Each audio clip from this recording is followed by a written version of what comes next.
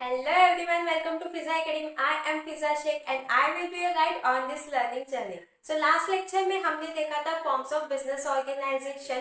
तो उसी में का एक पार्ट है यानी कि एक टाइप ऑफ ऑर्गेनाइजेशन है जो कि पार्टनरशिप फर्म. तो आज का हमारा जो टॉपिक है वो पार्टनरशिप फर्म है. आज हम स्टडी करेंगे पार्टनरशिप फर्म के बारे में. तो चलो स्टार्ट करते हैं. Partnership firm according to the an Indian act. ठीक है, इंडियन एक्ट के अकॉर्डिंग पार्टनरशिप क्या होता है? Partnership is a relation which subsist between persons. एक रिलेशन है किसके बीच का? पर्सन के बीच का एक रिलेशन है.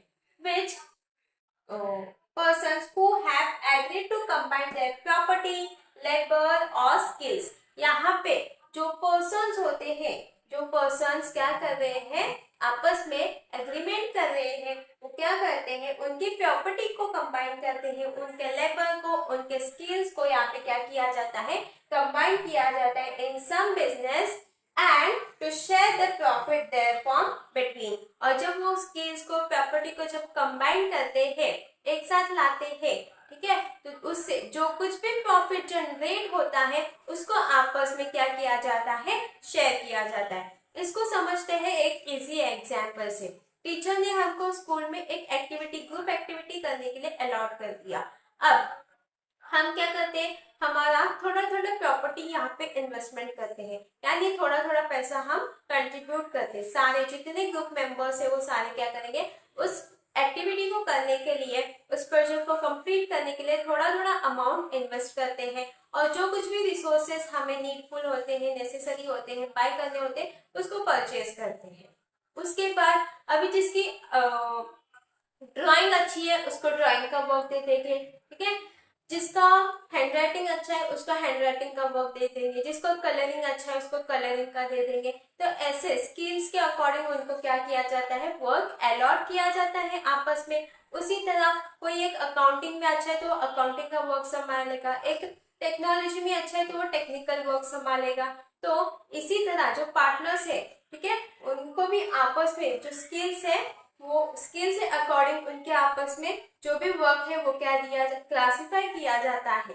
ठीक है, यहाँ तक समझ में आया होगा कि पार्टनरशिप फर्म क्या है. यहाँ पे पर्सन एक साथ आते हैं, आपस में बिजनेस करने के लिए एक एग्रीमेंट करते हैं जहाँ पे वो अपनी प्रॉपर्टी, लेबर और स्किल को कंट्रीब्यूट करते हैं, कंबाइन करते हैं एक बिजनेस एक्टिविटी को परफॉर्म करने के लिए. और उस बिजनेस एक्टिविटी को जब वो परफॉर्म करते हैं, वहां से जो कुछ भी प्रॉफिट जनरेट हो रहा है उसको आपस में मिल बांट कर लेते हैं. यही है हमारा पार्टनरशिप फॉर्म. नेक्स्ट है हमारा features of partnership. Features of partnership में फर्स्ट फीचर है हमारा मेंबरशिप. मेंबरशिप क्या है? A partnership firm can be started with minimum 2 members. यहाँ पे मेंबरशिप में जब हमको पार्टनरशिप फर्म स्टार्टअप करना होता है तो मिनिमम 2 मेंबर्स यहाँ पे चाहिए होते हैं. ठीक है, बैंकिंग इंडस्ट्री के लिए हमें मैक्सिमम 10 मेंबर्स चाहिए और अदर बिजनेसेस के लिए हमें मैक्सिमम 20 मेंबर्स की नीड है. नेक्स्ट सेकेंड फीचर है हमारा formation. Partnership act 1932. Partnership act कब आया था, कब उसको पास किया गया था? तो 1932 में पास किया गया था. क्यों पास किया था? तो to form the partnership firm.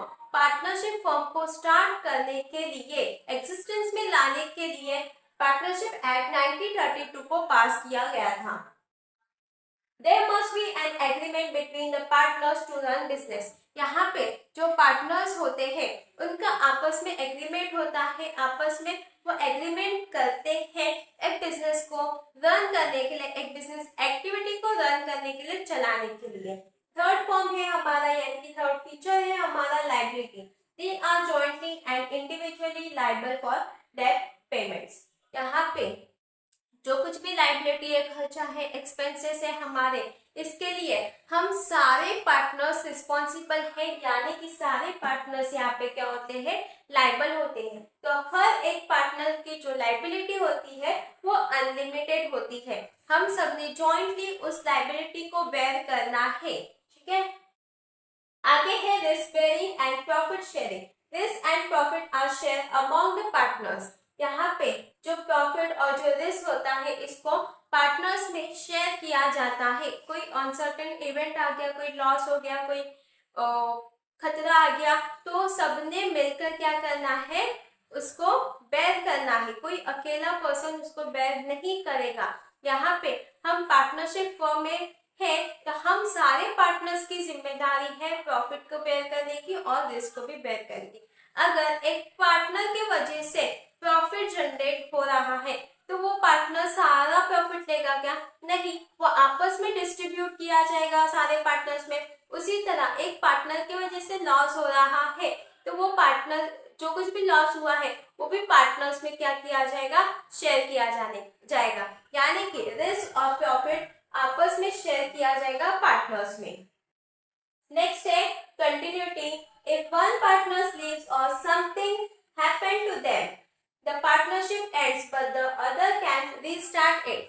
अगर एक अनसर्टेन इवेंट हो गया, एक पार्टनर की डेथ हो गई, ठीक है, या फिर एक पार्टनर कंगाल हो गया जिसके पास कुछ भी नहीं रहा है आज, तो ऐसे टाइम क्या होता है कि हमारा जो बिजनेस है वो वाइंड अप होने के चांसेस ज्यादा होते हैं। यानी कि हमारा जो पार्टनरशिप फर्म है वो एंड होने के चांसेस होते हैं।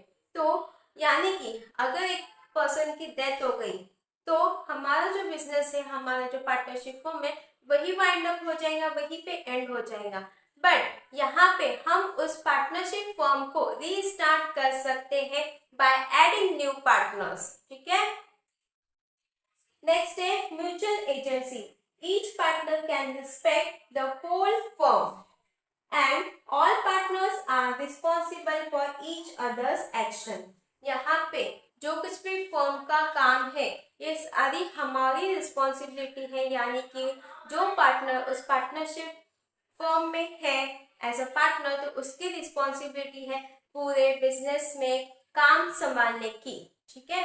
और सारे पार्टनर्स को ये फील होना चाहिए कि बिजनेस हमारा है, हमको यहाँ पे क्या करना है, अच्छी तरीके से वर्क करना है, हमारे बिजनेस की ग्रोथ करनी है, हमारे बिजनेस को आगे बढ़ाना है, तो अच्छी तरीके से वर्क करना है। उसी तरह अगर हमारे पार्टनरशिप फॉर्म में अगर कोई पार्टनर की वजह से हमें उसके कोई एक्शन की वजह से हमें कोई लॉस बेयर करना पड़ रहा है तो वो सारा लॉस हमको भी बेयर करना पड़ेगा।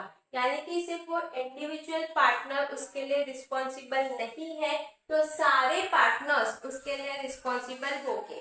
फॉर एग्जाम्पल, हमने अगर कोई यानी एक पार्टनर्स ने एक प्रॉफिट जनरेट किया है, उसकी वजह से प्रॉफिट अराइज हुआ है हमारे बिजनेस में, तो ऐसा नहीं होता है कि सारा प्रॉफिट उसी पार्टनर को दिया जाएगा, वही पार्टनर सारा प्रॉफिट लेकर चला जाएगा। नहीं, हम सारे पार्टनर्स को उस प्रॉफिट को आपस में शेयर करेंगे। उसी तरह अगर लॉस होता है तो लॉस को भी आपस में शेयर किया जाएगा। यानी कि किसी और पार्टनर के जो एक्शन है उसके लिए हम भी रिस्पॉन्सिबल होते हैं, या फिर हमारे जो कुछ भी एक्शन है उसके लिए अदर पार्टनर्स पे रिस्पॉन्सिबल हो सकते हैं। यही है म्यूचुअल एजेंसी। आपको सारे फीचर्स समझ में आए होंगे, तो मिलते हैं नेक्स्ट लेक्चर में। Till then bye bye. Next lecture में हम देखेंगे जॉइंट हिंदू फैमिली फॉर्म, यानी कि हिंदू अनडिवाइडेड फैमिली के बारे में, उसका क्या मीनिंग है, उसके क्या फीचर्स है, इसको डीपली स्टडी करेंगे। Bye bye.